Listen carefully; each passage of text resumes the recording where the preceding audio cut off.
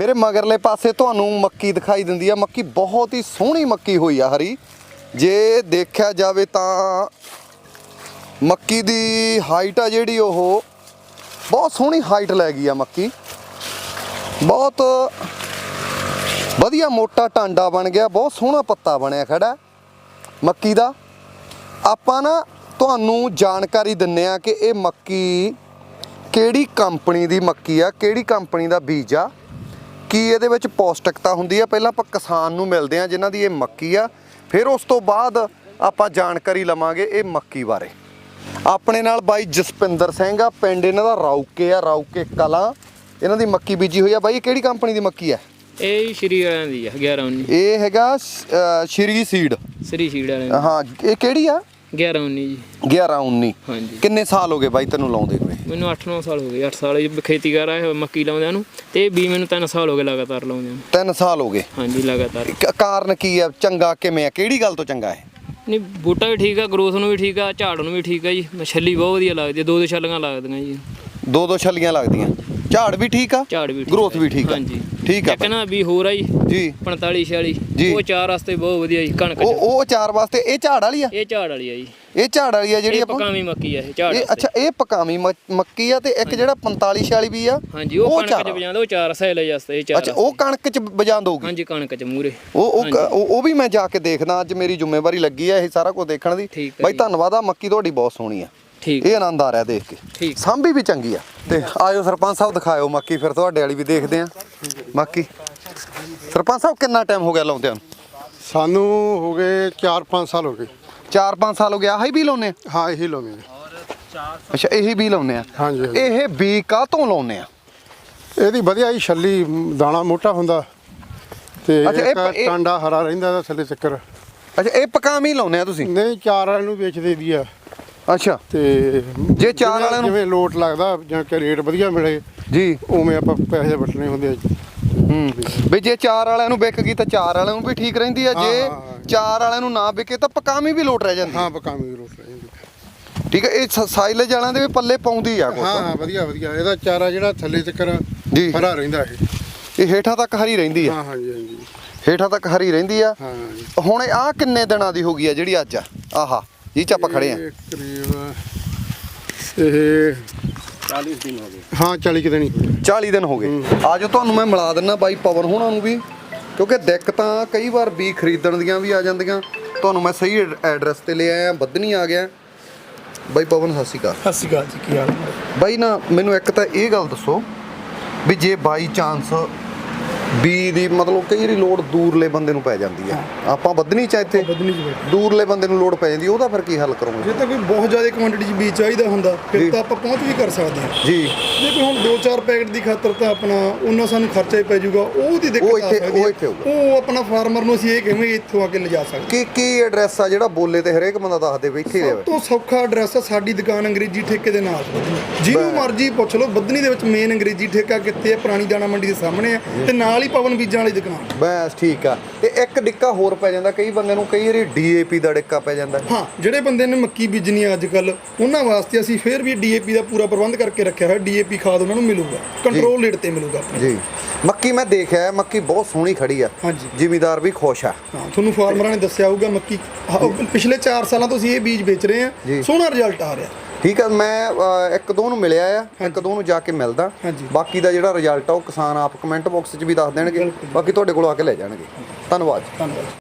ਆਪਣੇ ਨਾਲ ਕੰਪਨੀ ਤੋਂ ਵੀ ਆ ਸ਼੍ਰੀ ਸੀਡ ਵਾਲਿਆਂ ਦੇ ਆਰਕੇ ਸਿੰਘ ਜੀ ਆ। ਆਰਕੇ ਸਿੰਘ ਹੁਣਾਂ ਤੋਂ ਪੁੱਛਦੇ ਆ कि ਇਹਦੇ ਚ ਕੀ गुणवत्ता की है सर, इसकी गुणवत्ता क्या रहती है इसका? अगर मैं छोटे शब्दों में पूछूं तो कि इसका जो अलग कैसे है, ये दूसरे कंपनी से कैसे अलग है? सभी किसान भाइयों को सत श्री अकाल। मेरा नाम आरके सिंह है और मेरी जो पोस्ट है एरिया बिजनेस मैनेजर पंजाब जी। आज मैं अपने किसान वीरों को अपनी मक्की के विषय में कुछ नई चीज़ आपको बताना चाहता हूँ, जिससे अपने किसान को मैं रूबरू करूँगा।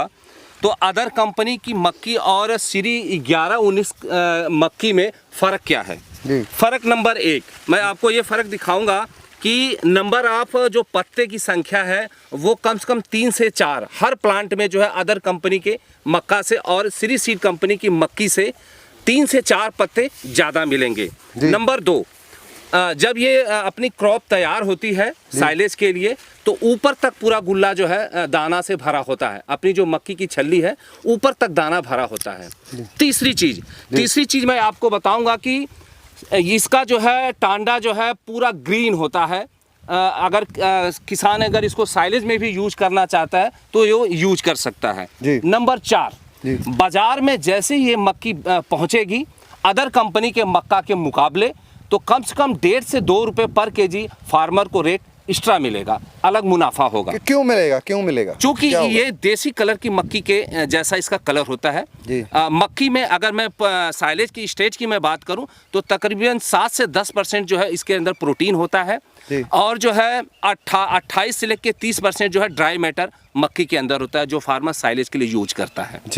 तो अगर आपको पकाने के लिए मक्की यूज करनी है तो आप 11-19 भी कर सकते हो आप और 45-46 भी कर सकते हो। अगर साइलेज बनाना है तो तकरीबन 70 से 75 दिन पे जो है इस मक्की का जो है साइलेज के लिए तैयार हो जाती है। सर एक बात और कि टेम्परेचर क्या चाहिए इसको? बिल्कुल, ये बहुत मतलब कि आज के समय में बहुत अहम मुद्दा है कि हाई टेम्परेचर, जब भी 35 डिग्री से ज़्यादा टेम्परेचर होता है तो मक्की के अंदर जो है छल्ली में दाने की सेटिंग नहीं होती है।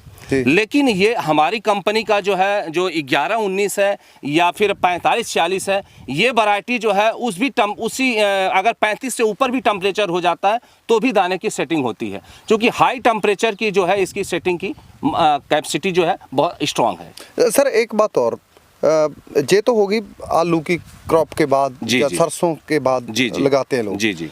और अब लोग लगाएंगे कनक के बाद साइलेज के लिए जो हमारी वैरायटी लगेगी उस वैरायटी का नाम है श्री 45-46 जी। उस वैरायटी का अपना नाम है। वो फार्मर जो है अपना साइलेज के लिए वो बिजाई करेगा। तकरीबन 70 से 75 दिन में साइलेज के लिए मेज जो है अपनी तैयार हो जाएगी जी। और जे कितने दिन लगी? और ये जो है ये भी 70 से 75। आपको एक नई मैं चीज़ बता दूं कि जो भी सिंगल क्रॉस की वैरायटी होती है वो तकरीबन 70 से 75 दिन साइलेज के लिए उसका दिन फिक्स होता है।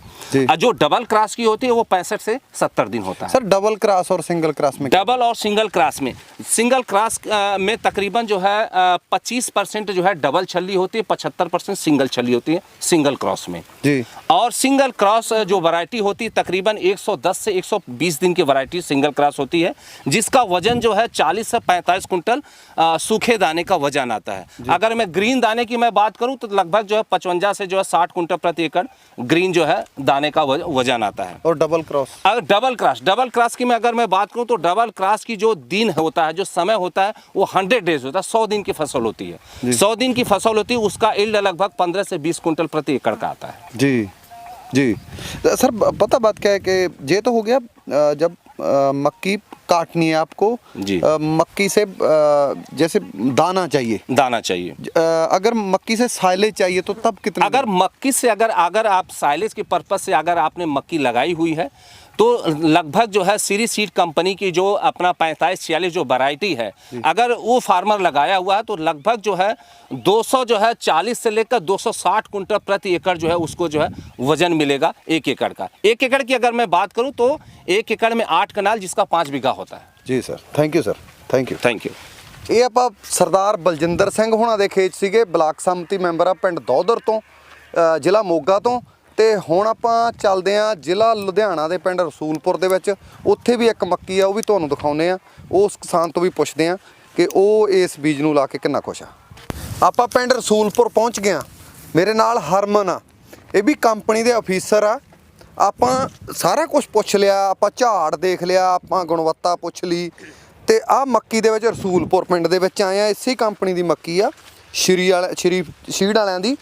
ਤਾਂ ਇਸ ਤੇ ਆਪਾਂ ਹਰਮਨ ਤੋਂ ਪੁੱਛਦੇ ਆ। ਹਰਮਨ ਭਾਈ ਸਤਿ ਸ਼੍ਰੀ ਅਕਾਲ। ਸਤਿ ਸ਼੍ਰੀ ਅਕਾਲ ਬਾਈ। ਪਹਿਲਾਂ ਤਾਂ ਮੇਰੇ ਕਿਸਾਨ ਭਰਾਵਾਂ ਨੂੰ ਮੇਰੇ ਵੱਲੋਂ ਸਤਿ ਸ਼੍ਰੀ ਅਕਾਲ। ਮੇਰਾ ਨਾਮ ਹਰਮਨਪ੍ਰੀਤ ਸਿੰਘ ਆ ਤੇ ਮੈਂ Shri seed India private limited company ਤੋਂ ਆ। ਜੋ ਮੇਰਾ ਡਿਪਾਰਟਮੈਂਟ ਹੈ ਫੀਲਡ ਦੇ ਬੇਸ 'ਤੇ ਮੇਰਾ ਯਾਨੀ ਕਿ ਮੈਨੂੰ 2 ਸਾਲ ਇਸ ਕੰਪਨੀ ਦੇ ਵਿੱਚ ਯਾਨੀ ਕਿ ਹੋ ਗਏ ਆ ਜੀ। ਤੇ ਮੇਰੀ ਰਿਕਮੈਂਡੇਸ਼ਨ ਦੇ ਨਾਲ ਹੀ ਬਾਈ ਜੀ ਹੁਣਾਂ ਨੇ ਮੱਕੀ ਬੀਜੀ ਸੀ ਜੀ, ਤੇ ਇਹ ਤੋਂ- ਜਿਹਦਾ ਮੈਨੂੰ ਬਹੁਤ ਵਧੀਆ ਰਿਸਪੌਂਸ ਮਿਲਿਆ ਬਾਈ ਜੀ ਹੁਣਾਂ ਦਾ। ਜੀ ਹਾਂਜੀ। ਵੀਰੇ ਇਹਦੇ ਵਿੱਚ ਜੇ ਆਪਾਂ ਗੱਲ ਕਰੀਏ ਆ ਮੱਕੀ ਕਿੰਨੇ ਦਿਨਾਂ ਦੀ ਹੋ ਗਈ ਆ ਆਹ? ਇਹ ਮੱਕੀ ਘੱਟ ਤੋਂ ਘੱਟ ਵੀਰੇ 35 ਦਿਨ ਦੀ ਮੱਕੀ ਹੋ ਗਈ ਆ, 35 ਤੋਂ 36 ਦਿਨ ਦੀ ਮੱਕੀ ਆਪਣੀ ਇਹ। ਇਹ 35 ਤੋਂ 36 ਦਿਨ ਦੀ ਮੱਕੀ ਹੋ ਗਈ ਆ। ਹਾਂਜੀ। ਆਜੋ ਇੱਧਰ ਨੂੰ ਆਜੋ। ਇਹ ਚ ਜੇ ਆਪਾਂ ਗੱਲ ਕਰੀਏ ਤਾਂ ਇਹਦੇ ਵਿੱਚ ਖਾਦ ਕਿੰਨੀ ਪੈਂਦੀ ਹੈ ਜੇ ਆਪਾਂ ਖਾਦ ਦੇਖੋ ਜਿਵੇਂ ਹੁਣ ਆ ਹੈਗੀ ਆਲੂ ਵਾਲੇ ਦੇ ਵਿੱਚ ਬਜਾਈ, ਜੀ, ਕਿਉਂਕਿ ਆਲੂ ਵਾਲੇ ਤੇ ਸਾਰੇ ਕਿਸਾਨ ਭਰਾਵਾਂ ਨੂੰ ਪਤਾ ਕੋਈ ਜ਼ਿਆਦਾ ਖਾਦ ਦੀ ਮਾਤਰਾ ਦੇਣ ਦੀ ਕੋਈ ਜ਼ਰੂਰਤ ਨਹੀਂ ਹੁੰਦੀ। ਉਹਦੇ ਲਈ ਸਿਰਫ ਆਪਾਂ 1 ਗੱਟਾ DAP ਦਾ ਦੇ ਸਕਦੇ ਹਾਂ ਜੀ, ਤਾਂ ਕਿ ਬਾਣ ਦੀ ਤਾਕਤ ਬਣੀ ਰਵੇ, ਆਪਣੀ ਜਿਹੜੀ ਮੱਕੀ ਦੀ ਫਸਲ ਦੀ ਪੈਦਾਵਾਰ ਚੰਗੀ ਮਿਲ ਸਕੇ। ਉਸ ਤੋਂ ਉੱਪਰ ਇਹ ਯੂਰੀਆ ਕਿੰਨਾ ਪੈਂਦਾ? ਯੂਰੀਆ ਆਪਾਂ ਨੂੰ ਕਮ ਸੇ ਕਮ 2.5 ਤੋਂ 2 ਤੋਂ 2.5 ਬੈਗ ਲਾਉਣੇ ਚਾਹੀਦੇ ਆ।